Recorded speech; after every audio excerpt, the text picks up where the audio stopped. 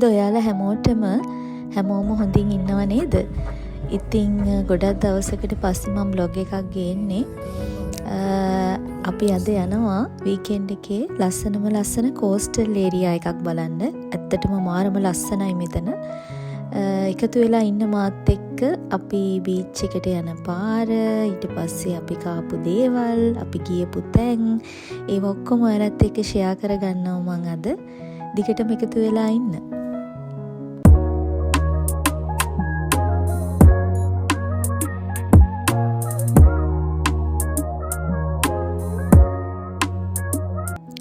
ඔන්න ඉතින් අපි දෙන්නට යන පාරේ මැක් එකක් හම්බුණා. ඇත්තටම අපි දෙන්න ලොකු බඩගින්නක හිටියේ.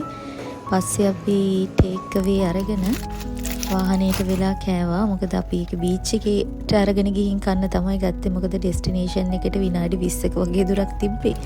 හැබැයි ඉතින් මේක තමයි වෙන්නේ. ඉතින් අවසානයේට ගත්තා බඩගිනි හිතුණා. අපි වාහනේ ඉඳලා කෑවා.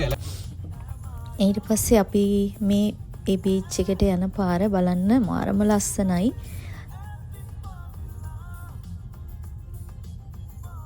ඉතින් අද හොඳට අවුව තියෙන දවසක්. හරිම ලස්සනයි පරිසරේ. කොළ පාට, නිල් පාට. යන ගම යාළුවෙකුත් හම්බුණා.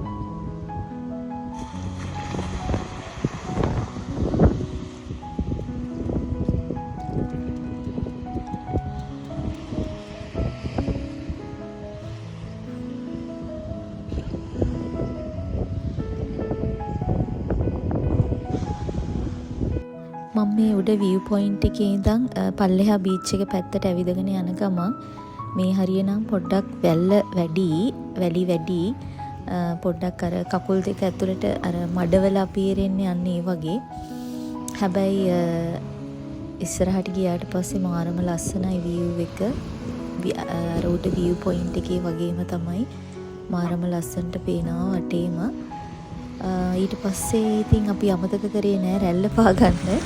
හැබැයි මාරම සීතලයි. අවුව දවසක් වුණාට වතුර මාරම සීතලයි.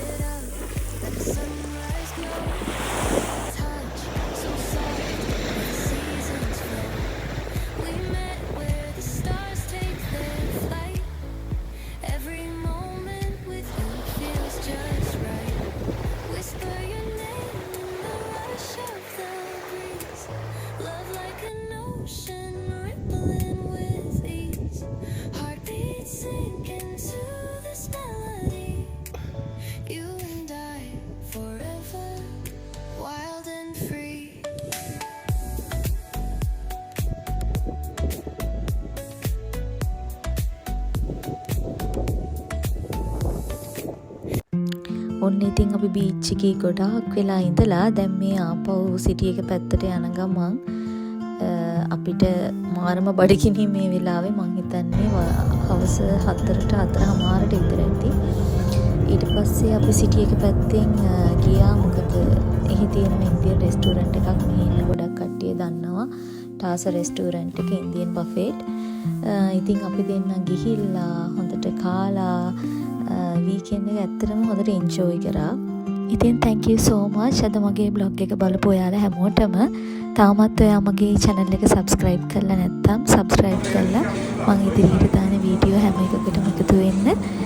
ඉතින් thank you so much. නැවත බ්ලොග් එකකින් හම්බෙනතුරු bye.